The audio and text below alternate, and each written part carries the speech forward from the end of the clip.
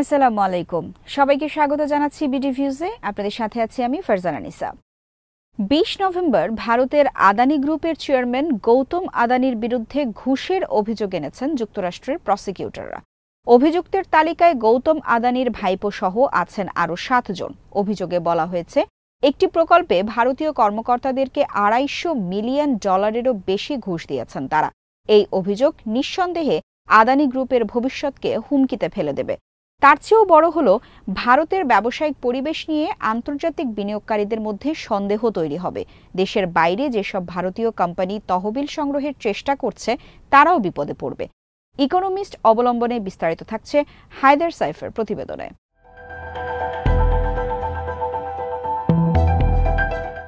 ভারতের জন্য আদানির ঘুষ কেলেঙ্কারি একটা রাজনৈতিক আঘাতও বটে। প্রধানমন্ত্রী নরেন্দ্র মোদী আর আদানি দুজনেই গুজরাটের মানুষ। মোদী যখন গুজরাটের মুখ্যমন্ত্রী ছিলেন তখন থেকেই একসাথে কাজ করে আসছেন তারা। মোদীকে এখন বিরোধীদের কড়া সমালোচনার মুখে পড়তে হচ্ছে। বিরোধী এমপিরা সংসদীয় তদন্ত ও আদানিকে গ্রেপ্তারের দাবি জানিয়েছেন। ভারতের দ্বিতীয় সর্বোচ্চ ধনী ব্যক্তির এই ধরনের কেলেঙ্কারির কারণে মোদীর অধীনে বিচার ও নিয়ন্ত্রক সংস্থাগুলোর স্বাধীনতা নিয়েও প্রশ্ন উঠেছে। যেসব অবকাঠামো প্রকল্পের প্রচার করে ভোট বাগিয়েছেন মোদী, সেগুলোর গতি এখন থমকে যেতে পারে।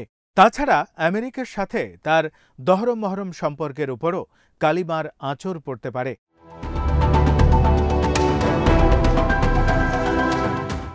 আমেরিকার ডিপার্টমেন্ট অব জাস্টিস বা ডিওজি এবং সিকিউরিটিজ অ্যান্ড এক্সচেঞ্জ কমিশন এসিসির অভিযোগ অবশ্য অস্বীকার করেছে আদানি গ্রুপ। অবশ্য অনেকে মনে করছেন ট্রাম্প চেয়ারে বসার পর এই অভিযোগ এড়িয়ে যাবেন।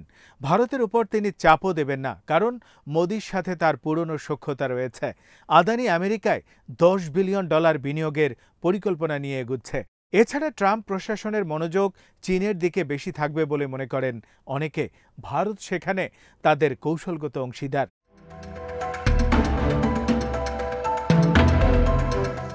কিন্তু দিল্লি যে মোদি ব্র্যান্ড দাঁড় করিয়েছে, ভারতকে ব্যবসার আদর্শ জায়গা হিসেবে প্রচার করছে, সেই বয়ানের ক্ষতি হবে। ভারতের অর্থনীতির অন্যতম স্তম্ভ, তাদের কয়লার প্রধান আমদানিকারক, সবচেয়ে বড় প্রাইভেট তাপবিদ্যুৎ উৎপাদনকারী আদানি। সমুদ্র ও বিমানবন্দরে সবচেয়ে বড় অরাষ্ট্রীয় নিয়ন্ত্রক ব্র্যান্ডটির বিশ্বস্ততা ক্ষুণ্ণ হবে। যদিও অনিয়মের আরও তথ্য সামনে রয়েছে। ক্ষতিগ্রস্ত অন্যরা যদি আদানির প্রকল্প থেকে সরে যায় বা আইনি ব্যবস্থা নেয়, তাহলে বিপর্যয়ের ষোলকলা পূর্ণ হবে।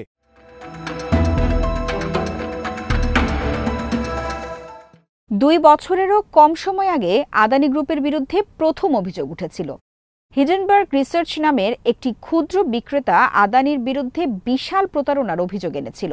আদানির তালিকাভুক্ত ফার্মগুলোর বাজার মূল্য তখন $150 বিলিয়ন বেশি কমে গিয়েছিল। তখনও তদন্তের দাবি উঠেছিল বিরোধীদের পক্ষ থেকে, কিন্তু ভারতের নিয়ন্ত্রণ সংস্থাগুলোর পক্ষ থেকে কোনো নিষেধাজ্ঞা না থাকায় সেই ধাক্কাটা তারা কাটিয়ে উঠেছিল।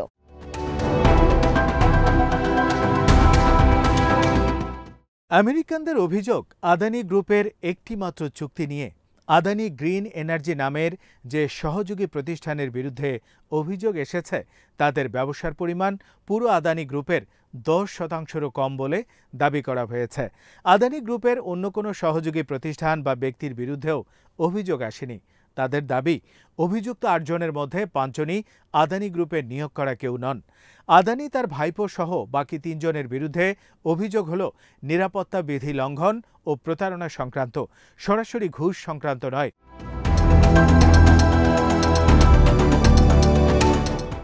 অনেক দিক থেকেই হিন্ডেনবার্গের চেয়ে এবারের অভিযোগ অনেক গুরুতর, কারণ বিশ্বের বিভিন্ন দেশের পুঁজিবাজারের ওপর আমেরিকার নিয়ন্ত্রক সংস্থার প্রভাব অনেক। তাছাড়া অভিযুক্ত ব্যক্তি যেহেতু ভারতীয় কর্পোরেশন জগতের অন্যতম গুরুত্বপূর্ণ ব্যক্তি, তাই এটা একই সাথে কূটনৈতিক ও আইনি ইস্যু হয়ে উঠেছে। এসিসির মামলা আদানির উপস্থিতি ছাড়াই চলতে পারবে, কিন্তু ডিওজের অভিযোগের ক্ষেত্রে নিয়ম অনুযায়ী তাকে সশরীরে উপস্থিত থাকতে হবে। তার উপস্থিতির জন্য অনুরোধ করা হলে বিষয়টি ভারত সরকার ও আদালতের মধ্য দিয়ে যেতে হবে।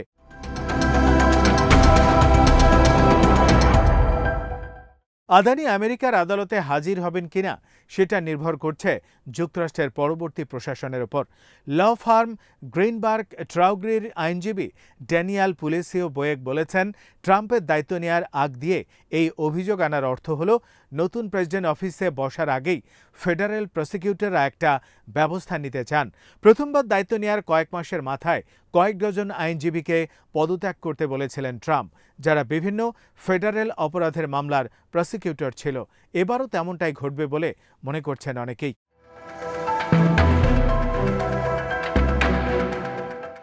আমেরিকার যে ফরেন করাপ্ট প্র্যাকটিসেস অ্যাক্ট বা এফসিপিএ আইনের অধীনে অভিযোগ আনা হয়েছে, ট্রাম্প সেই আইনের সমালোচনাও করেছেন। তিনি মনে করেন এই আইন আমেরিকান কোম্পানিগুলোকে দেশের বাইরে ব্যবসার ক্ষেত্রে অন্যায়ভাবে বাধা সৃষ্টি করছে। প্রথম মেয়াদে ট্রাম্প এই আইনের প্রয়োগ করেছিলেন, কিন্তু এবার কি হবে সেটা এখনও স্পষ্ট নয়। সাবেক এক ফেডারেল প্রসিকিউটর বলেছেন, আদানির সশরীরে হাজির হওয়ার সম্ভাবনা নেই বললেই চলে।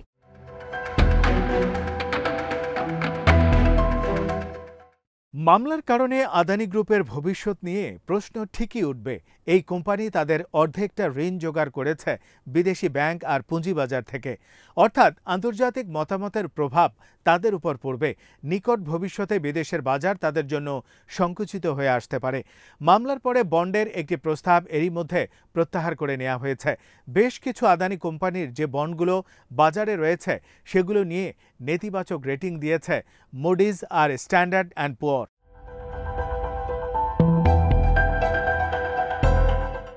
আদানি গ্রুপের কিছু আন্তর্জাতিক অংশীদার ভয় পেয়েছে। ফরাসি তেল কোম্পানি টোটাল এনার্জিস বলেছে, ঘুষ কেলেঙ্কারের বিষয়টি সুরাহা না হওয়া পর্যন্ত তারা আদানির সাথে নতুন কোনো বিনিয়োগ করবে না। কেনিয়ার প্রেসিডেন্ট উইলিয়াম রুটো বলেছেন, আদানির কোম্পানির সাথে দুটো চুক্তি তিনি বাতিল করেছেন। এর মধ্যে একটি বিমানবন্দর পরিচালনা চুক্তিও ছিল। অন্যদিকে আদানির বিদ্যুৎ সরবরাহ নিয়ে একটি চুক্তি নতুন করে দর কষাকষিতে যাচ্ছে বাংলাদেশ।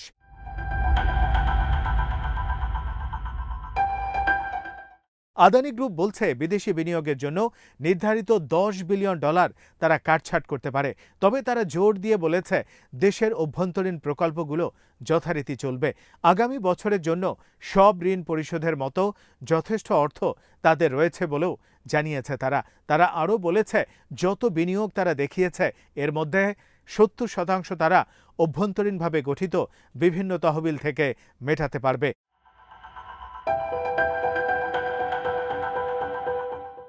হিন্ডেনবার্গের অভিযোগের পর আদানির বাজার মূল্য যতটা কমেছিল, এবারের ক্ষতি এখনও সেই পর্যায়ে যায়নি। বৃহত্তর পুঁজিবাজারেও ক্ষতির প্রভাব এখনও সেভাবে পড়েনি, তবে এর রাজনৈতিক প্রতিক্রিয়া হয়েছে বিশাল।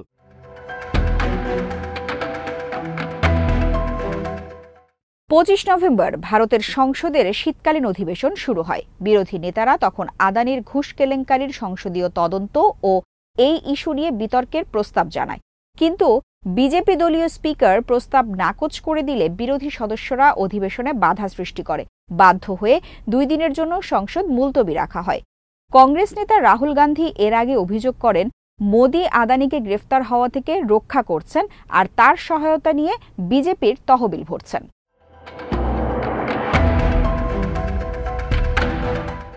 মোদি অভিযোগ করেছেন, বিরোধীরা বিশৃঙ্খলা ঘটাতে চাচ্ছে। তবে আদানির মামলার ব্যাপারে সরাসরি মন্তব্য করেননি তিনি। বিজেপির মুখপাত্ররা বলছেন, যেসব ভারতীয় কর্মকর্তাদের বিরুদ্ধে ঘুষ নেওয়ার অভিযোগ এসেছে তারা যেসব রাজ্যে আছেন সেই রাজ্যগুলো চালাচ্ছে কংগ্রেস সহ অন্যান্য বিরোধী দল। এসিসি অন্ধ্রপ্রদেশের স্থানীয় এক কর্মকর্তাকে চিহ্নিত করেছে মুখ্যমন্ত্রীকে ঘুষ দেওয়ার ব্যাপারে, যার সাথে কথা বলার জন্য আদানি 2021 সালে সাক্ষাৎ করেছিলেন। সে সময় অন্ধ্রপ্রদেশের মুখ্যমন্ত্রী ছিলেন জগনমোহন রেড্ডি, যিনি বিজেপির কেউ নন। রেড্ডি অবশ্য এই অভিযোগ অস্বীকার করেছেন।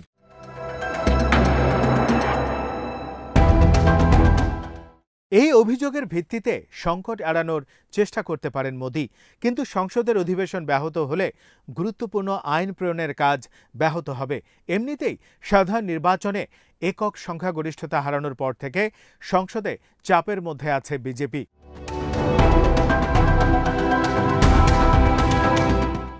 এই মামলার কারণে ভারতের বাজার নিয়ন্ত্রকদের উপর চাপও বাড়ছে, কারণ হিন্ডেনবার্গের অভিযোগের সময় থেকে তারা বিষয়টি দেখাশোনা করে আসছে।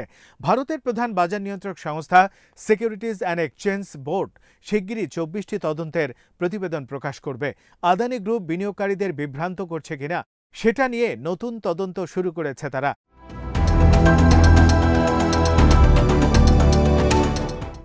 বাইডেন প্রশাসনের সাথে শেষ সময় কূটনৈতিক ফ্রন্টে ভারতের উত্তেজনা বাড়তে পারে বলে মনে হচ্ছে।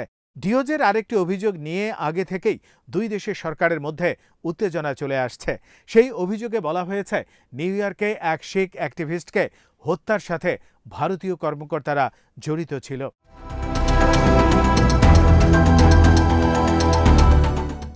আমেরিকার কর্মকর্তারা সম্প্রতি রাশিয়ার কাছে দ্বৈত ব্যবহার্য জিনিস রপ্তানি কমিয়ে আনার জন্য ভারতকে চাপ দিয়েছে। আদানি আর মোদি হয়তো এই বিতর্ক থেকে পার পেয়ে যাবেন, যেমনটা তারা আগে পেয়েছেন, কিন্তু ভারতের ইমেজের যা ক্ষতি হওয়ার তা এরই মধ্যে হয়ে গেছে।